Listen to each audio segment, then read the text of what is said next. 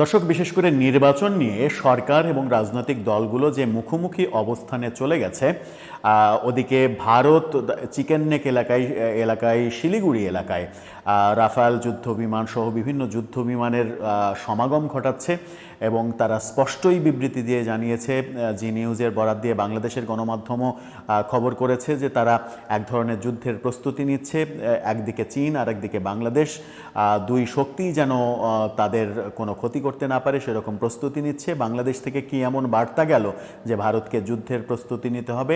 এরকম মুহূর্তে আমরা প্রধান উপদেষ্টাকে যখন দেখেছি যে বিভিন্ন দেশ সফরে গিয়ে চিকেন নেক নিয়ে অতি আগ্রহী হয়ে কথা বলতে, তখনই বোধহয় ভারত অনেক বেশি একটু সতর্ক হওয়ার চেষ্টা করছে।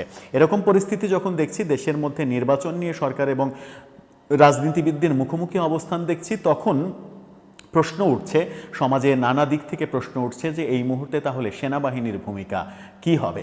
সেনাবাহিনী কি ভূমিকায় অবতীর্ণ হবেন?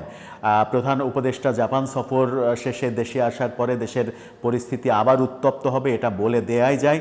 এবং এই উত্তপ্ত পরিস্থিতি খুব বেশি বড় আকার ধারণ ঈদের আগে না করলেও ঈদের পরে যে পরিস্থিতি একেবারে ম্যাসাকার অবস্থার দিকে যাবে যদি এই মুখোমুখি অবস্থান থাকে। অন্যদিকে সার্বভৌমত্বের প্রশ্ন, পার্শ্ববর্তী দেশ ভারতের সঙ্গে যুদ্ধের সম্ভাবনা, সব মিলিয়ে সেনাবাহিনীর ভূমিকা নিয়ে অনেকে প্রশ্ন তুলছেন। আসলে সেনাবাহিনীর ভূমিকা এখন কি হবে, কিংবা সেনাবাহিনী কি ভাবছে? ভারতীয় মিডিয়া থেকেও কি ধরনের খবর প্রচার করার চেষ্টা করা হচ্ছে, সেই আলোচনা করব এই ভিডিওতে। থাকবেন পলিটিক্স টিভির নিয়মিত আয়োজনে।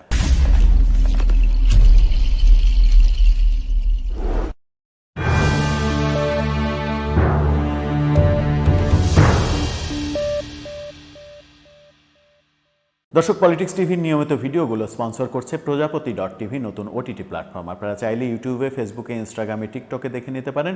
ডেসক্রিপশন বক্সে লিঙ্ক দেওয়া থাকবে, সেখান থেকেও আপনারা দেখে নিতে পারেন প্রজাপতির কার্যক্রম। চলে যাচ্ছি মূল ভিডিওতে। বলছিলাম, সরকার এবং রাজনৈতিক দলগুলো যখন মুখোমুখি অবস্থানে, বাম গণতান্ত্রিক জোট স্পষ্ট বলে দিয়েছে যে 50টির বেশি দল চাই ডিসেম্বরের মধ্যে নির্বাচন। অন্যদিকে প্রধান উপদেষ্টা বলছেন মাত্র একটি দল চাই ডিসেম্বরে নির্বাচন। বিএনপি বলছে বিএনপিকে নিয়ে ষড়যন্ত্র করা হচ্ছে দেশের বাইরে গিয়ে।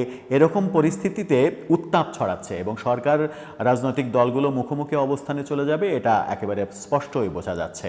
এনসিপি ছাড়া কেউ স্পষ্টভাবে নির্বাচনের বিরোধিতা করার কোনো দলকে দেখা না গেলেও প্রধান উপদেষ্টা বলছেন যে শুধু বিএনপি ছাড়া কেউ ডিসেম্বরের মধ্যে নির্বাচন চাইছে না।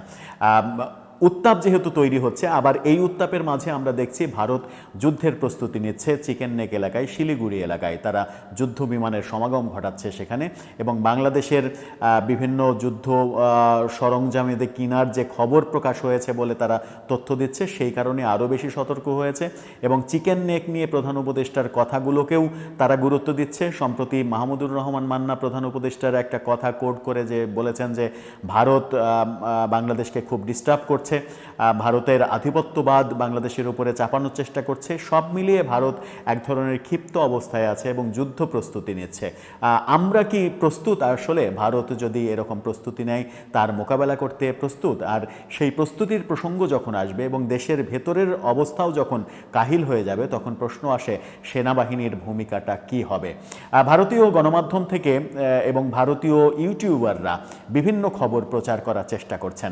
নানা খবর, সেগুলোকে আমরা গুজব হিসেবেই ধরে নেব। এখন পর্যন্ত যেহেতু সেগুলোর কোনো অথেন্টিক সোর্স নেই কিংবা বাস্তবতা আমাদের সামনে দৃশ্যমান হয়নি, সেগুলোকে গুজবই ধরে নেব। তারা সেনাবাহিনীকে নিয়ে নানা রকমের খবর প্রচার করার চেষ্টা করছে। সর্বশেষ তারা বলার চেষ্টা করেছে যে সেনাবাহিনী বঙ্গভবনে এক ধরনের বলয় তৈরি করেছে যেন সরকার বঙ্গভবন কেন্দ্রিক কোনো ধরনের কর্মকাণ্ড, কোনো ধরনের ষড়যন্ত্র করতে না পারে।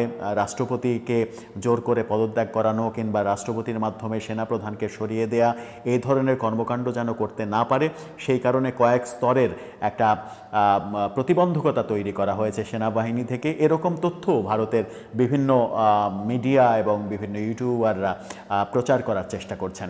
এগুলোর সত্যতা এখন পর্যন্ত আমাদের সামনে দৃশ্যমান হয়নি। সেনাবাহিনী খুবই সেন্সিটিভ জায়গা, কিন্তু প্রশ্নটা সামনে আসছেই যে এরকম মুহূর্তে সেনাবাহিনীর ভূমিকা কি হবে। এখন পর্যন্ত সেনাবাহিনী যেহেতু স্পষ্ট করেনি, সেনাবাহিনীর কথা দিয়েছে যে তারা প্রতি সপ্তাহে একদিন প্রেস ব্রিফিং করে তাদের কর্মকাণ্ড সম্পর্কে জানান দেবে এবং সেনাবাহিনী এই মুহূর্তে দেশে একেবারে চূড়ান্ত অভিযান যে শুরু করেছে সন্ত্রাসীদের ধরার জন্য, সেই দৃশ্যও আমরা দেখেছি। শীর্ষ সন্ত্রাসী থেকে শুরু করে ছোট সন্ত্রাসী সবাইকে প্রতিদিন কোনো না কোনো অভিযানে ধরা হচ্ছে। সেই কার্যক্রম অব্যাহত রয়েছে, কিন্তু দেশের মধ্যে যে পরিস্থিতি তৈরি হচ্ছে, নির্বাচন কেন্দ্রিক যে উত্তেজনা তৈরি হচ্ছে এবং ঢাকা দক্ষিণের মেয়র ইস্যুতে পরিস্থিতি আরও উত্তপ্ত হবে। ধারণা করা হচ্ছে প্রধান উপদেষ্টা জাপান সফর শেষে দেশে ফেরার সঙ্গে সঙ্গে বিএনপি রাজপথে নেমে পড়বে। এই পরিস্থিতিগুলো নিয়ন্ত্রণের জন্য সেনাবাহিনী কোনো পদক্ষেপ নেবে কিনা, কিংবা কোনো ভাবনা তাদের মধ্যে রয়েছে কিনা, কিংবা নির্বাচন নিয়ে যখন মুখোমুখি অবস্থান, সরকার যখন নির্বাচন নিয়ে তালবাহানা করছে এটা স্পষ্ট হয়ে গেছে, তখন সেনাবাহিনীর যে বার্তা ছিল ডিসেম্বরের মধ্যে নির্বাচন হবে, রাজনৈতিক দলগুলোর বার্তা ডিসেম্বরের মধ্যে নির্বাচন দিতে হবে, সেখানে সরকারের বার্তাটা একেবারে ভিন্ন বার্তা। সেই ক্ষেত্রে সেনাবাহিনীর ভূমিকাই বা কী হবে? সেনাপ্রধান কি প্রধান উপদেষ্টার সঙ্গে বৈঠক করে দেশের বাস্তবতা, আন্তর্জাতিক বাস্তবতা, ভারতের যুদ্ধ প্রস্তুতি এগুলো বোঝানোর চেষ্টা করবেন? বুঝিয়ে, যেহেতু প্রধান উপদেষ্টা রাজনৈতিক ব্যক্তিত্ব না, তার রাজনীতি করার অভিজ্ঞতা নেই, কূটনীতির অভিজ্ঞতা নেই, তিনি নোবেল জয়ী, তিনি ব্যাংক বিজনেস করেছেন, ব্যাংক বিজনেস নিয়েও নানা রকমের সমালোচনা রয়েছে, সেই সমালোচনা আমরা সাইডে ফেলে রাখি। যেহেতু রাজনৈতিকভাবে তিনি অভিজ্ঞ না, সেহেতু আমার মনে হয় যে ভেতরের রাজনীতি এবং বাইরের রাজনীতি দুই ক্ষেত্রেই তিনি খুব একটা শক্তপোক্ত সিদ্ধান্ত নিতে পারছেন না। সেই ক্ষেত্রে সেনাবাহিনী একটা সহায়ক ভূমিকা পালন করবেন কিনা, ওয়াকারুজ্জামান সামনে এগিয়ে আসবেন কিনা, এগিয়ে এসে কোনো ভূমিকা পালন করবেন কিনা এবং দেশের সুস্থতার পক্ষে তার অবস্থান হবে কিনা, জনগণ কিন্তু সেই প্রত্যাশাই করে। কদিন আগে আমরা আমাদের প্ল্যাটফর্মেও একটা জরিপ করেছিলাম যে এই মুহূর্তে কার উপরে আস্থা আপনার সব থেকে বেশি। 25,000-এর বেশি ভোট পড়েছিল, সেখানে 92% মানুষ কিন্তু বলেছেন আমাদের আস্থা সেনাবাহিনীর উপরে। এটা কিন্তু একেবারে চরম বাস্তবতা যে বাংলাদেশের জনগণ এখনও শতভাগ আস্থা পোষণ করেন সেনাবাহিনীর ওপরে। সেই সেনাবাহিনীর প্রধান দেশের ক্রান্তি লগ্নে একটা ভূমিকা পালন করবেন যেটা দেশের জন্য পজিটিভ, সেই প্রত্যাশা আমরা সাধারণ জনগণ হিসেবে করতেই পারি। সামনের দিনগুলোতে কি ভূমিকা হয় সেটাই এখন দেখার বিষয়। নানা দিকে নানা অপপ্রচার রয়েছে। বাংলাদেশের অনেকেই দেশের বাইরে থেকে সেনাবাহিনী সম্পর্কে যখন বাজে খবর ছড়াচ্ছে, ভারত থেকেও সেনাবাহিনী রাষ্ট্রপতি প্রফেসর ইউনূসকে কেন্দ্র করে নানা রকমের খবর, অতিমাত্রায় অতিরঞ্জিত খবর দিচ্ছে।